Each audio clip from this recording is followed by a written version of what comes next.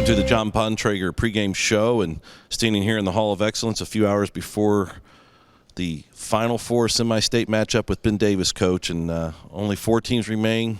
3 of them are mixed schools. It seems like every year you got to go through 2 teams, Warren and Ben Davis, and tonight we get the Giants coming here to Ray-Skillman Stadium.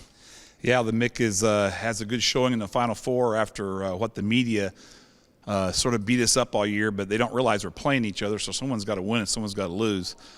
Everybody in the conference can't be undefeated because we play each other. So I don't know. I just think it's a true test. We were at one time 0-3 and still ranked in the top 10 because the coaches that vote know that our teams here are good, or they'd be scheduling us every week in the bye weeks, and they don't.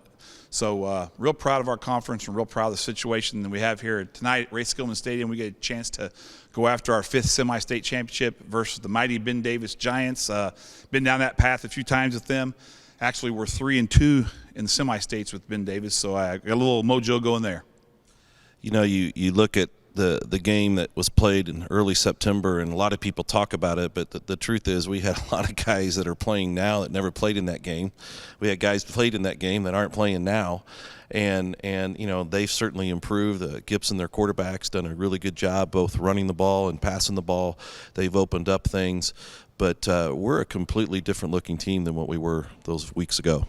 Yeah, we did a nice job that game. We did some things really good. We had a good rushing night, over 300 yards. But like you said, really is not the same people running the football for us right now. We're a little healthier up front than we were then, and you know we've lost some guys, we've gained some guys. It's just a different look and completely different game for tonight.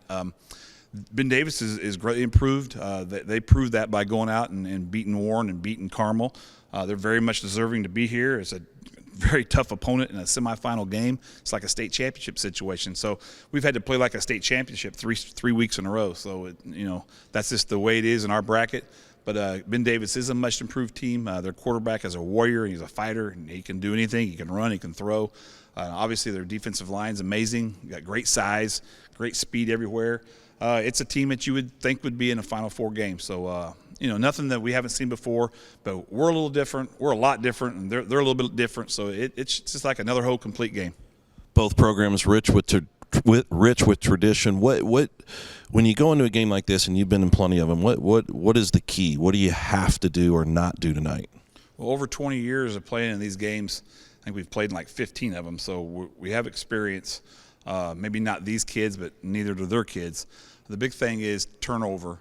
You just can't give guys big plays, long pass for touchdown or kickoff or punt return back. You can't fumble or throw interceptions. It's the teams that do that and don't beat themselves usually are the teams that win these type of games. You're hoping it's a game you can play between the tackles and have success.